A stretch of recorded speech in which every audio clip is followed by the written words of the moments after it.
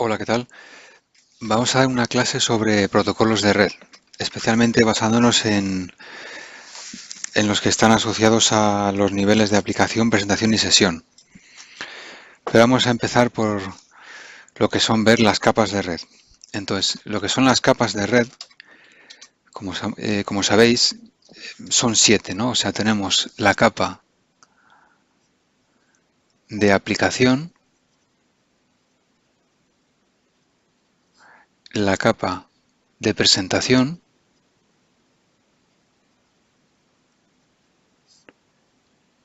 la capa de sesión.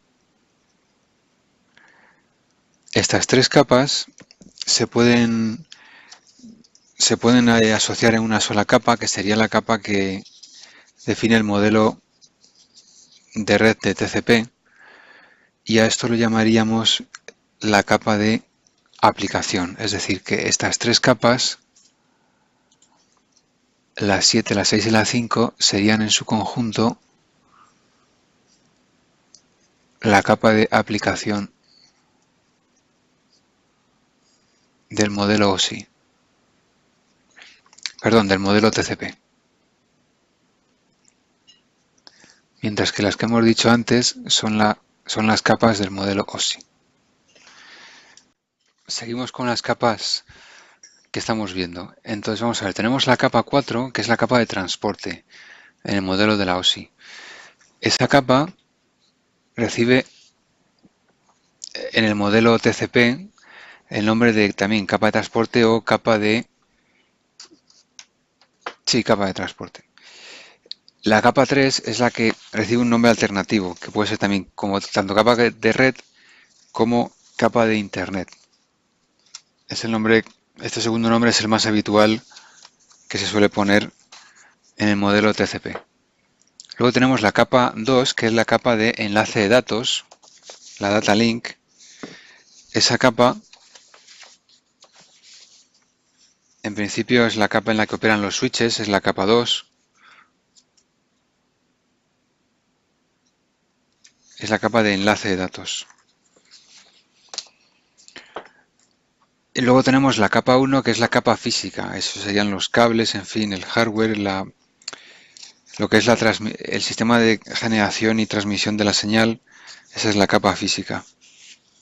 Entonces, estas dos capas, la 1 y la 2, forman la capa de interfaz de red en el modelo TCP.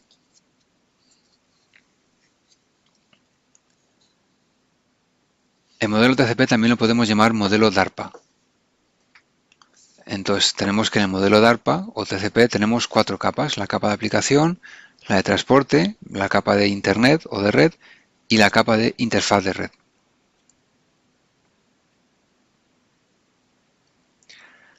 Entonces estas serían las capas vistas con los dos modelos, el modelo de la OSI, que era el modelo más completo, pero que con el tiempo se vio que se había quedado, era demasiado ambicioso, y el modelo TCP/DARPA, que es el modelo que simplificó y permitió, pues, durante mucho tiempo tener un diseño suficiente para el desarrollo de Internet.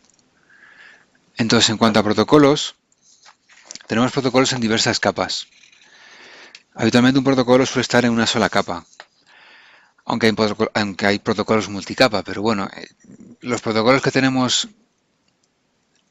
en la capa de aplicación son muy conocidos.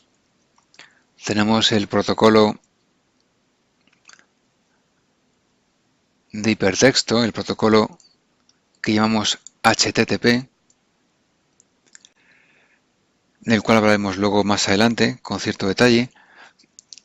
Tenemos el protocolo FTP, el File Transfer Protocol, para transferir archivos de forma segura a través de la antigua ARPANET. Tenemos el protocolo SMTP, que se utilizaba para tema de correo, es el protocolo llamado Service Message Transport Protocol. Tenemos también el DNS de resolución de direcciones, el Domain Name Server, el protocolo RIP para enrutamiento básico y el protocolo SMTP para tema de transmisión de mensajes. En la capa de transporte tenemos dos grandes protocolos, que son el protocolo TCP y el protocolo UDP. Son los protocolos sobre los que se suele implementar IP. En cuanto a los protocolos para las capas de red, enlace de datos y física, tenemos los siguientes. Son protocolos muy importantes. Vamos a ver.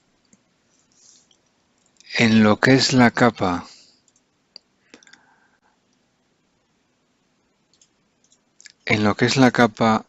de red,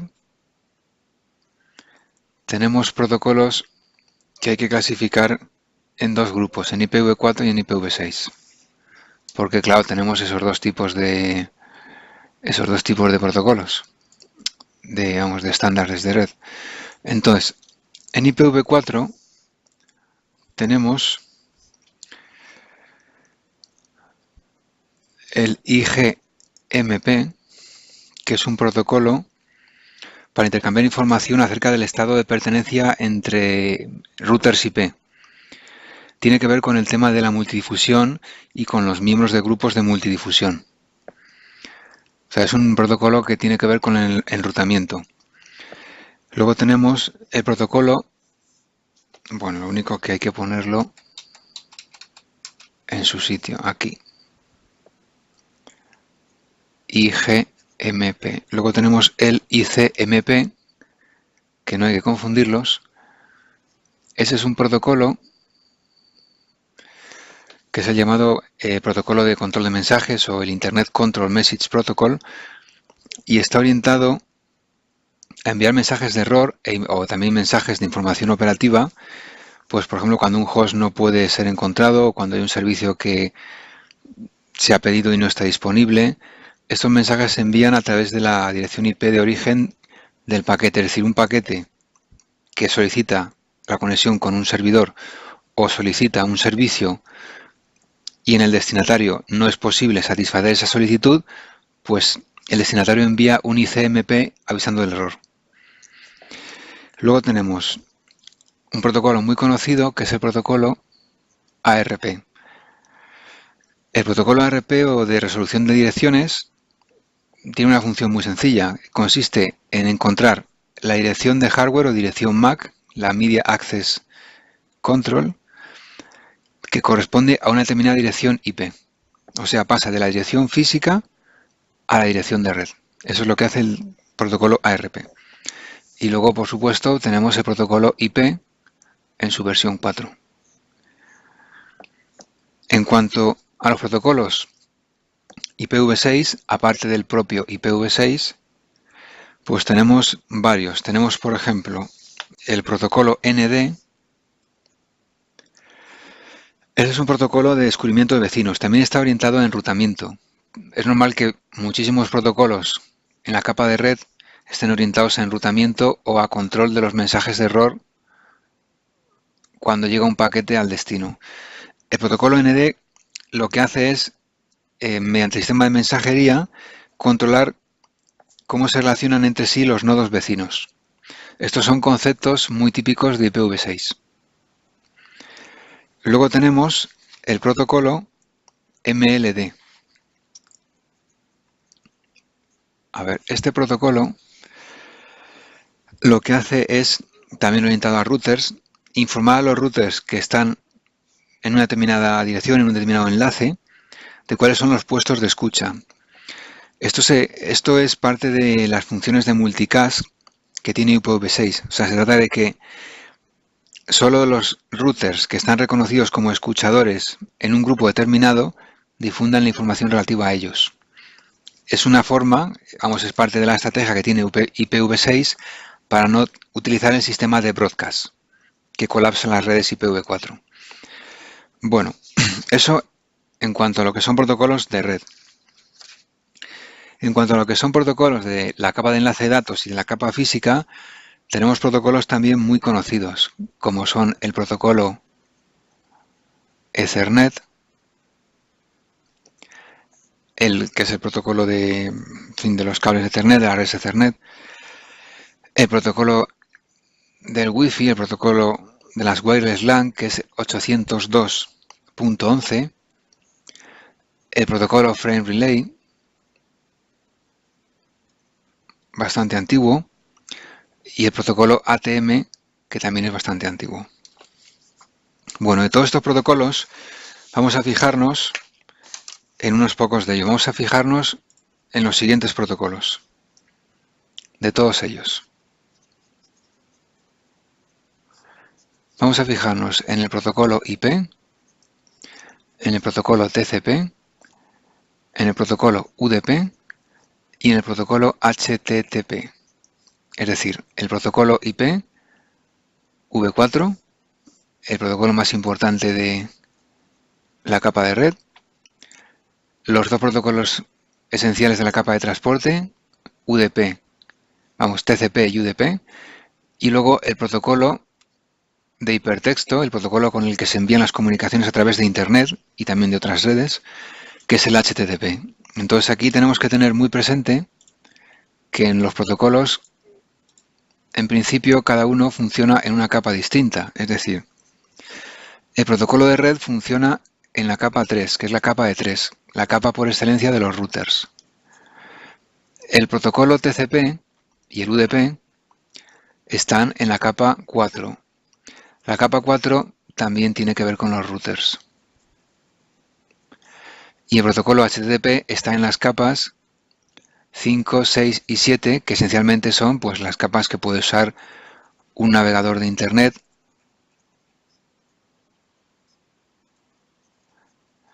o cualquier aplicación de Internet en principio.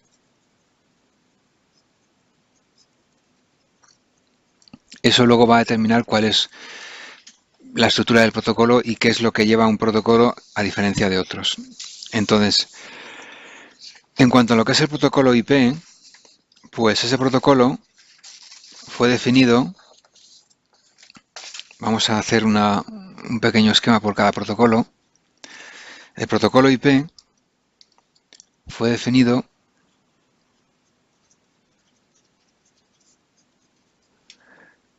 en un documento que es Request for Comments 791, y como es un protocolo de red, tiene una cabecera. La estructura que tiene una cabecera de datos IP es bastante sencilla. Si numeramos los bits de 0 a 31, tenemos un total de 5 filas. O sea, tenemos una primera fila donde se ponen diversos datos relativos a la información general del protocolo, del uso del protocolo que se está haciendo en este caso. Una segunda fila, una tercera fila y luego tenemos dos filas más. Entonces en la primera fila tenemos la versión del protocolo que estamos usando, tenemos un campo llamado IHL, tenemos un campo DSCP y tenemos un campo ECN. Finalmente tenemos un campo longitud total. Luego tenemos aquí en la siguiente fila un campo identificación, un campo vacío y un campo fragmento de offset.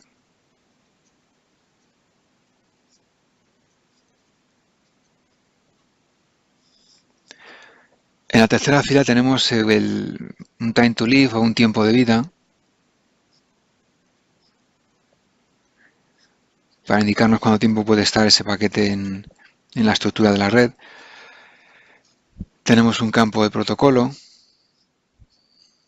y tenemos un campo de control de seguridad, que es una suma de verificación de encabezado.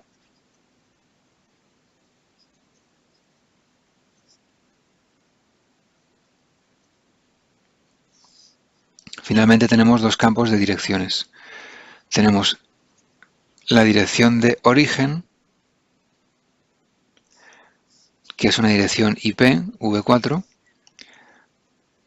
y la dirección de destino, también IPv4. Entonces la longitud de esta cabecera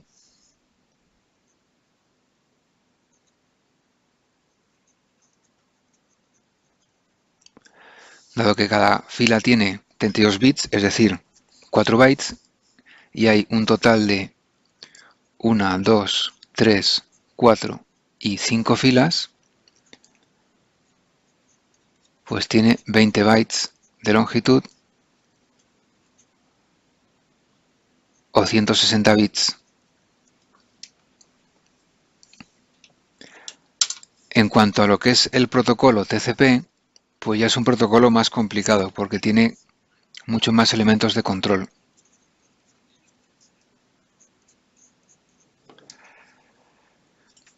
Ese protocolo se mueve en la capa de transporte, que es la capa 4.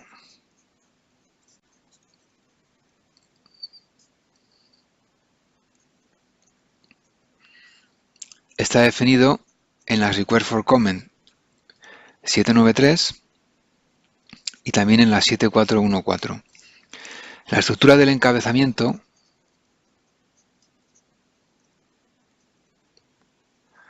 recordemos que, como es la capa de transporte, es un segmento. Entonces el encabezamiento del datagrama, que es un segmento,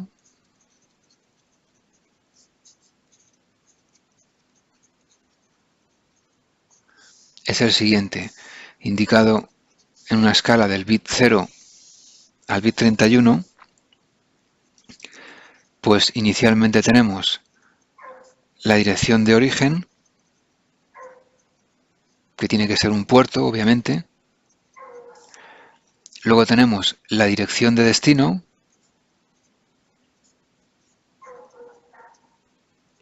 que es otro puerto. Los puertos recordemos que van del 0 al 65.535. Si bien el 0 no se suele usar. Tenemos una segunda fila que es el número de secuencia.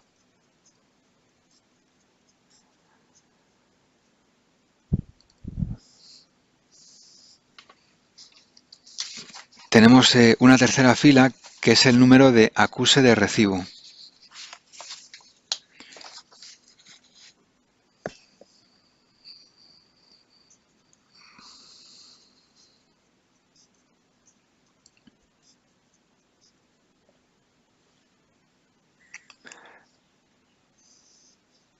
Aquí tenemos que tener en cuenta siempre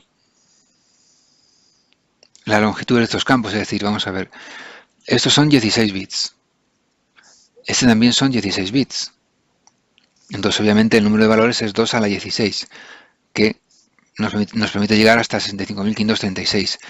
Aquí hay 32 bits en el número de secuencia, y en el número de acuse de recibo también hay 32 bits, obviamente. Luego tenemos aquí, en la siguiente fila tenemos muchísimos datos juntos, campos pequeños. Tenemos un campo que se llama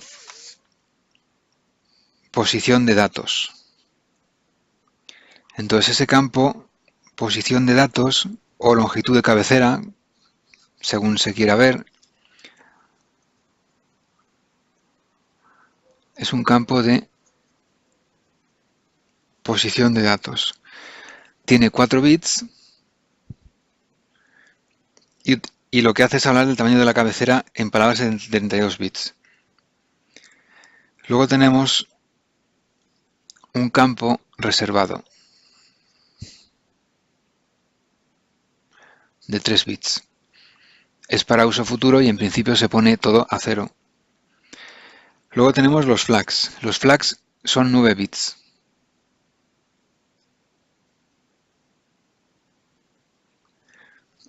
Esos flags son los siguientes. Hay un flag NS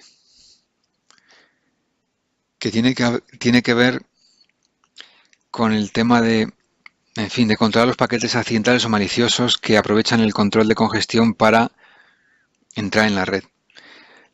Hay un campo que avisa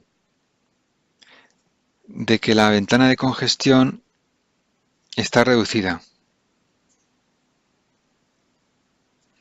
Es decir, un campo Congestion Window Reduced. Hay un campo ECE que también da indicaciones sobre la congestión. Todos estos campos son de un bit, obviamente. Hay un campo URG que indica la activación del puntero de datos urgentes. Dice que indica que ese campo va a ser válido, ese campo viene más adelante. Y luego hay un campo que indica que el asentimiento es válido, un campo ACK. Hay un campo PSH que lo que indica es la disponibilidad, o sea, indica que el receptor tiene que pasar los datos a la aplicación tan pronto como le sea posible. Es decir, que quiere que empuje los datos, ¿no? Es lo que se llama un campo push. No quiere que se espere a recibir más datos, sino que ya se envíen los datos a la aplicación. Es decir, a las capas superiores. Luego hay un campo RST que es para reiniciar la conexión, un reset. También hay un campo para sincronizar los números de secuencia, es un campo SIM. Sincronizar los números de secuencia que son estos que van aquí.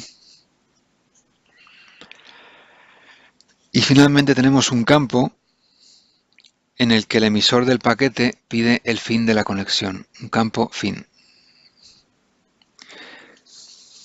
De acuerdo, esos son los flags, pero además de los flags hay un campo de tamaño de ventana. Ese campo tiene 16 bits. Es el campo de tamaño de ventana. Entonces tenemos 4 más 3 más 9 más 16, 32. Obviamente el tamaño que se puede poner de ventana en bytes es lo que se expresa en esos 16 bits. Es para el sistema de control de flujo. Luego pasamos a la siguiente fila. Entonces en la siguiente fila lo que tenemos es simplemente una suma de control y el puntero urgente. Y en concreto, o sea, aquí tenemos una suma de control o suma de verificación. Esto está como a la mitad, pero la mitad en la fila de arriba es aquí. Entonces tenemos 16 bits en un campo y 16 bits en otro. Este es el campo de suma de verificación. O el famoso checksum. Y luego aquí tenemos el indicado antes, el puntero de datos urgente. Entonces cuando está activado el flag anterior de mismo nombre, este campo se toma en consideración, esencialmente. El campo del puntero de datos urgentes lo que indica es la cantidad de bytes desde el número de secuencia que indica el lugar donde acaban los datos urgentes. Es decir, a partir del número de secuencia en el que estamos, hay un número de bytes que son urgentes y el resto no lo son.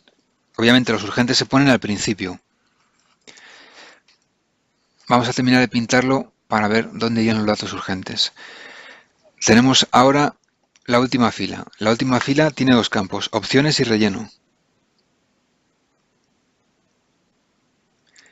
Entonces, en principio,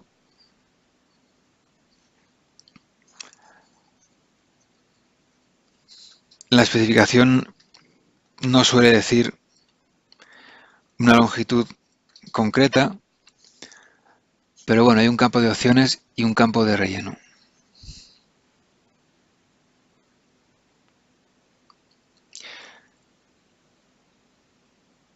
Vale, este campo de relleno es para asegurarse que lo que no se usa de opciones se rellena para llegar a que la fila tenga también 32 bits.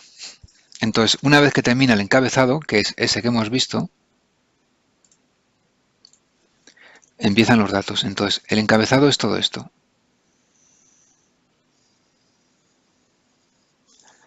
Este encabezado tiene una longitud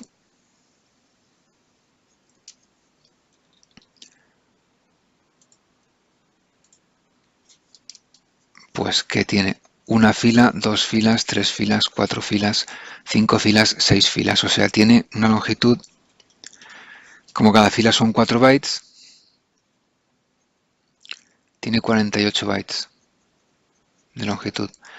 Una vez que termina el encabezado, empezamos con los datos urgentes. Esto ya son datos, entonces vendrían los datos urgentes con la longitud que sea necesaria y finalmente los datos no urgentes.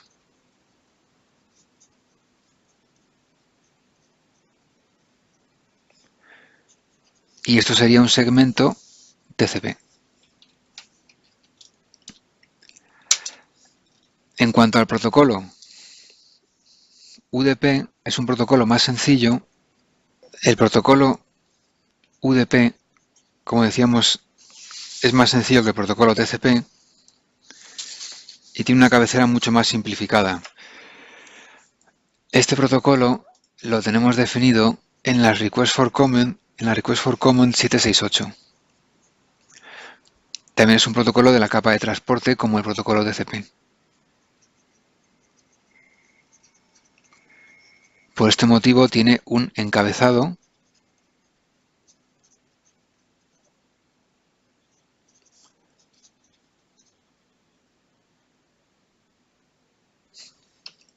para el segmento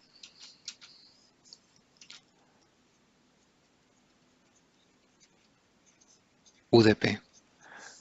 Este encabezado, pues haciendo filas de 32 bits, tiene simplemente 2 filas y es muy sencillo.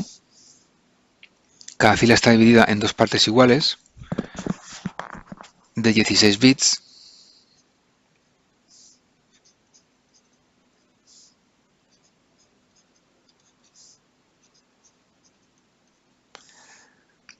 Y tenemos el puerto de origen y el puerto de destino en la primera fila.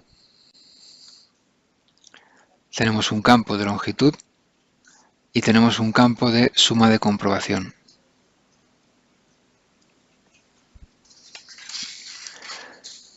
Eso en cuanto a lo que son los protocolos de las capas de red y de transporte. Entonces, cuando llegamos a los protocolos de las capas de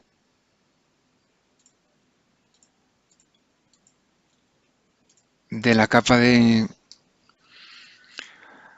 aplicación, lo que es el protocolo HTTP, pues tenemos que darnos cuenta que ese protocolo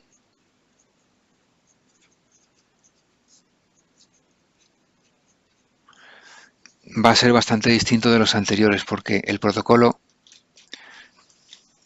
el datagrama que tiene son datos. Es decir, el datagrama que tiene ese protocolo son datos, porque está en esta capa.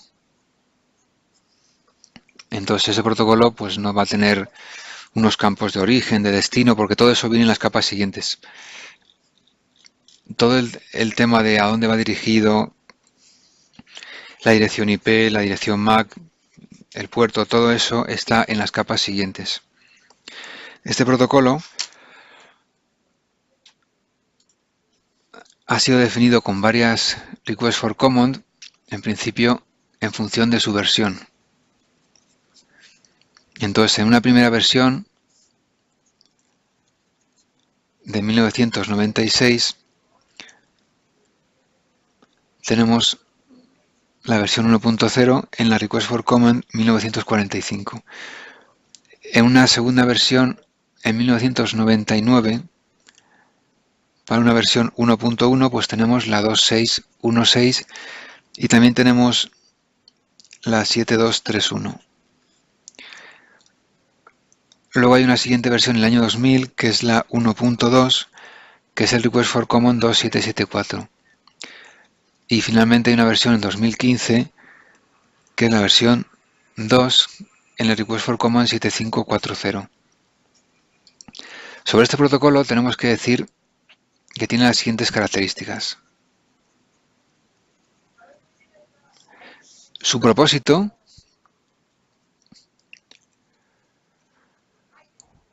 es muy simple. Es permitir la comunicación para la World Wide Web.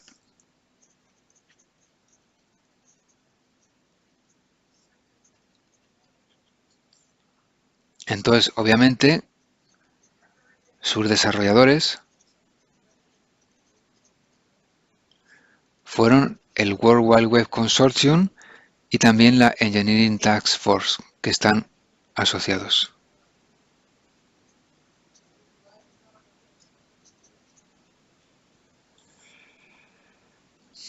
El protocolo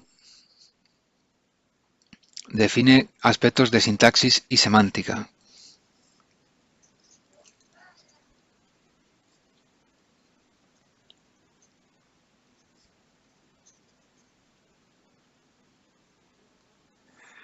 Y es un protocolo sin estado, es decir, que no tiene memoria sobre las conexiones anteriores, sobre lo que pasó con ellas. Es un protocolo sin estado.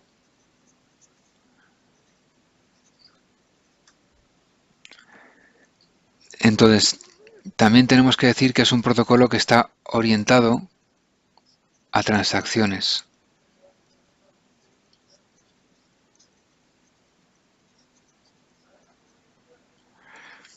Es decir, tiene una estructura de mensajes bastante sencilla, que es un mensaje de petición y un mensaje de respuesta.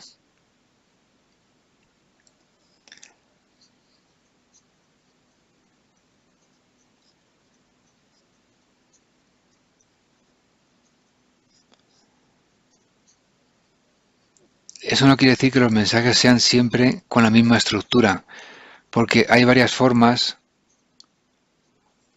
de especificar estos mensajes. Es decir, cuando un cliente se conecta a un servidor HTTP, está interesado en una información que le tiene que proporcionar. Entonces, para ello, se abre una conexión sobre TCP, típicamente. Entonces, vamos a especificar aquí cómo sería una comunicación HTTP. Seguimos con el protocolo HTTP. Sobre este protocolo añadir 2 puntos más. El primero de ellos es que es un protocolo típico de cliente-servidor.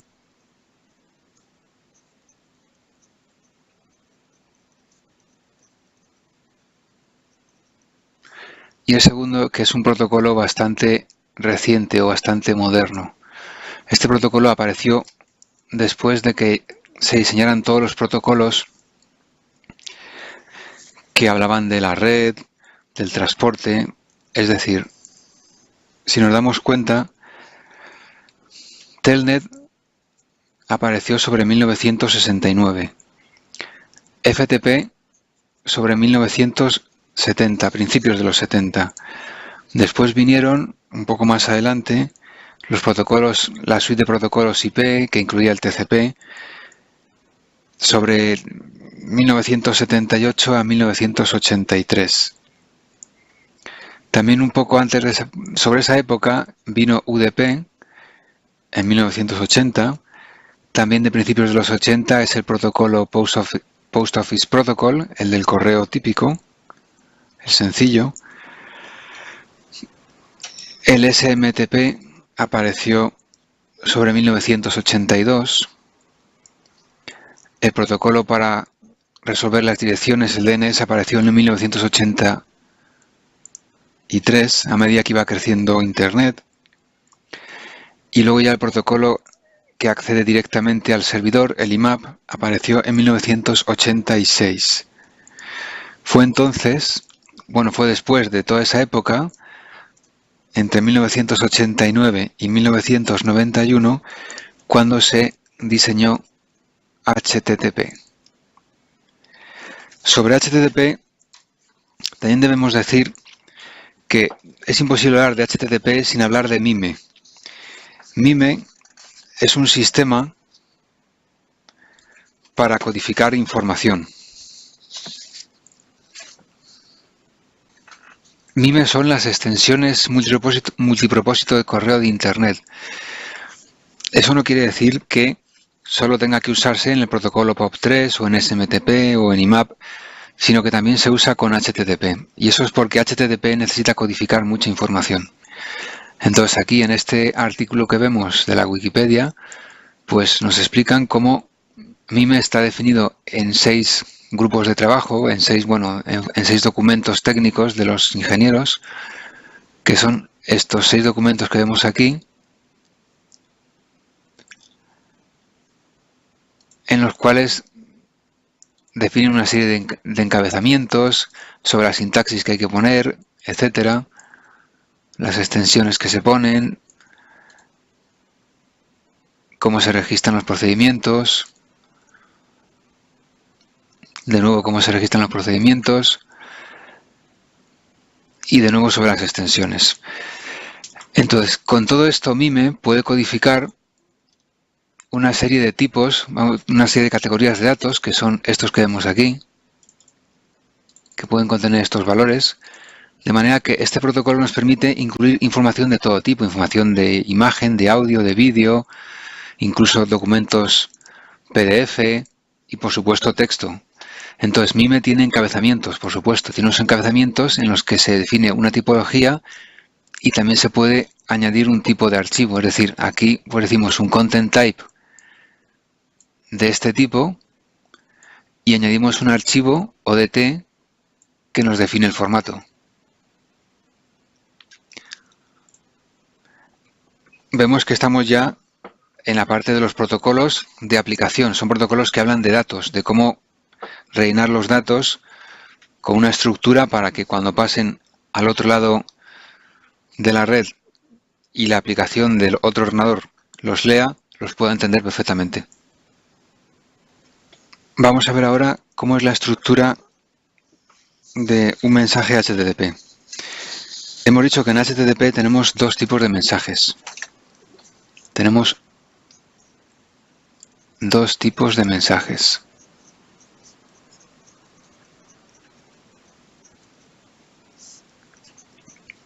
Los mensajes de solicitud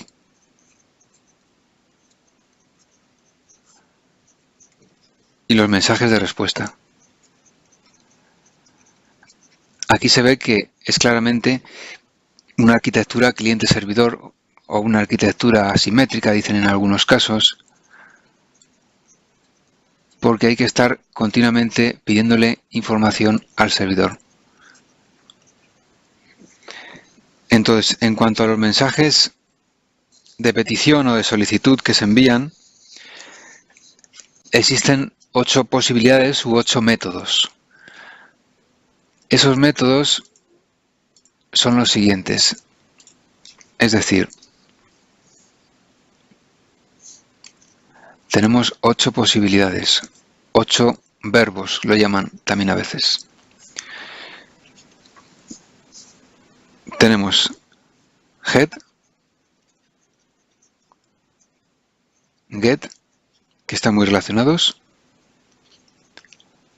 Tenemos post, put,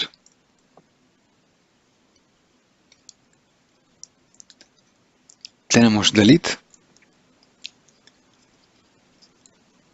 tenemos trace, tenemos options y tenemos connect.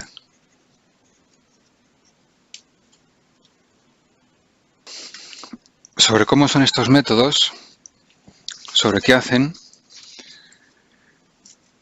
vamos a ver ahora. Entonces tenemos lo siguiente. Tanto get como head se utilizan para recuperar información de un servidor dado, en fin, usando una determinada URI o una determinada dirección. La diferencia entre ambos es que head es una simplificación, es decir, head solo transfiere la línea de estado y la sección de encabezado, mientras que get recupera toda la información.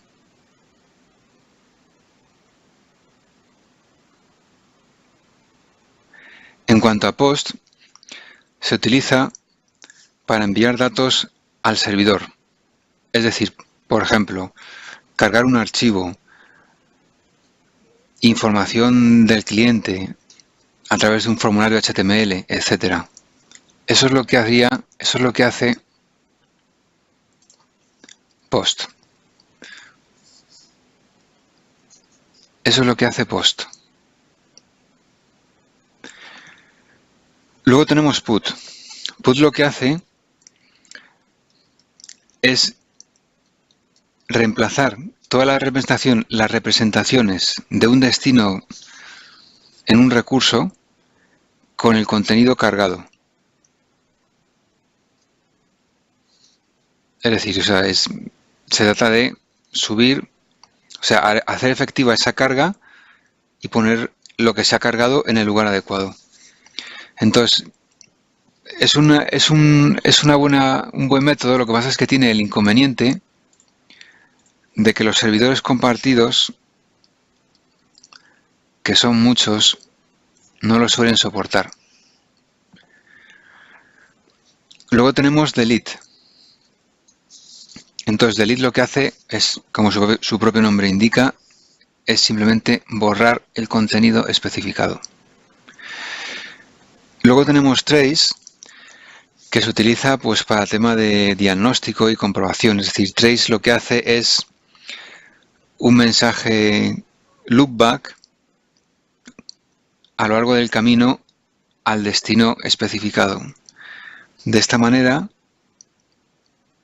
al solicitarle al servidor que le envíe un mensaje de vuelta de respuesta con todos los datos relativos al mensaje de solicitud, podemos hacer comprobaciones y verificaciones de si está funcionando bien un determinado recurso.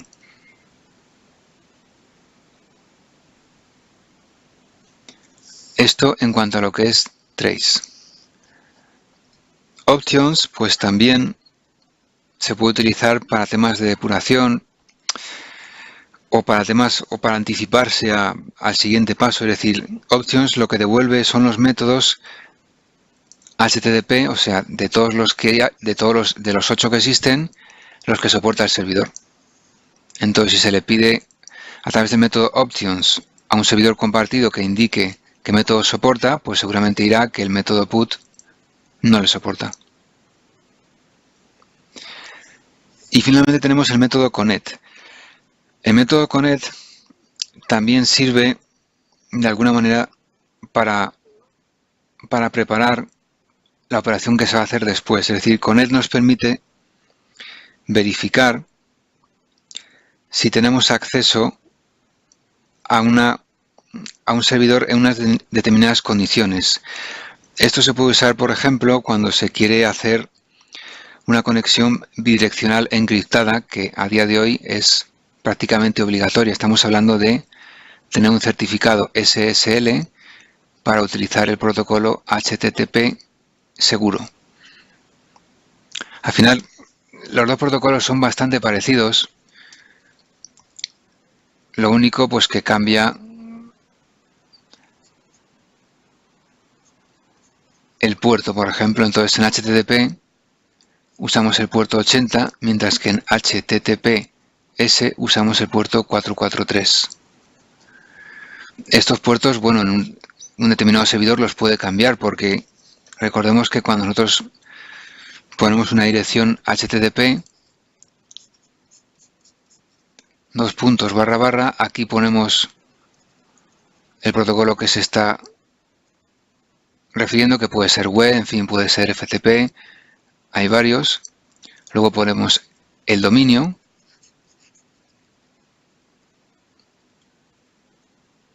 luego ponemos el dominio de orden mayor, por ejemplo un .com, y luego aquí pues le podemos poner pues una serie de opciones que pueden tener pues aquí pues una serie de valores. Entonces, todo esto es lo que se llama la URI. Y al final de la misma pondríamos el puerto. Aquí pondríamos, por ejemplo, 80. Entonces, si tenemos un servidor que utiliza otro puerto que no es el 80 y nosotros lo sabemos porque estamos informados de ese tema, pues aquí pondríamos el puerto alternativo sobre el que se está usando, aunque lo normal es que uséis el 80 o el 443. ¿Cómo es una típica sesión HTTP? Pues de la siguiente forma. Es decir,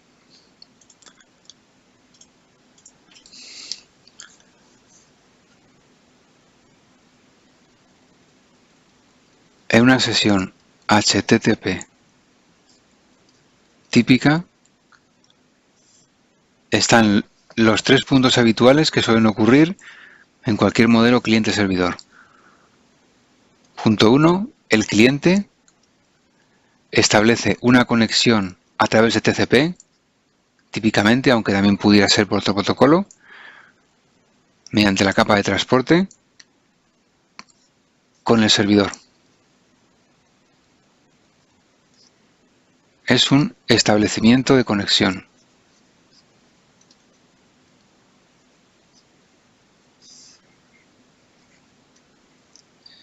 En la etapa 2, el cliente manda la petición al servidor.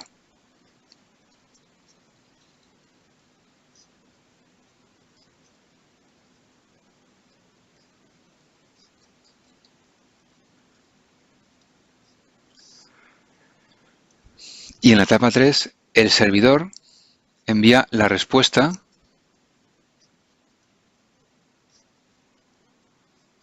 al cliente.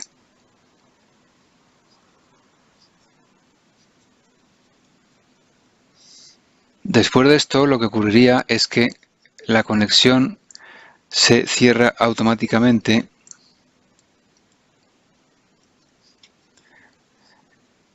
y entonces habría que volver a abrirla para hacer otra petición. Esto era así en HTTP 1.0, pero afortunadamente se cambió a partir de HTTP 1.1, que permitió las conexiones persistentes, con lo que la conexión no se cierra al finalizar la tercera fase y el cliente puede hacer más peticiones, en principio de forma indefinida. En cuanto a las respuestas que puede dar el servidor, pues la lista es bastante amplia, o sea, los códigos de respuesta son enormes. Se clasifican en varios grupos. Por ejemplo, tenemos la sección de respuestas de información. Algunas de ellas son, por ejemplo, la 100, continuar, pues indica que todo está bien y el cliente puede continuar con la respuesta. También tenemos protocolo de cambio, que quiere decir que la respuesta a un requerimiento de actualización indica que el protocolo está haciendo el cambio. Luego también hay procesamientos a través del protocolo web DAV. En la sección de respuestas exitosas, pues tenemos la 2000, la 200, que dice que está todo bien, la 201, que se ha creado un nuevo recurso después de un post o después de un put. Algunas de estas respuestas son muy famosas porque incluso las llegamos a poder ver o recibir como usuarios de la web. Es decir, por ejemplo, o al configurar servidores, si ponemos una redirección, podemos poner una redirección temporal, una 307, o una redirección permanente, que es una 308. Estos códigos son muy conocidos. También tenemos respuestas de error del cliente.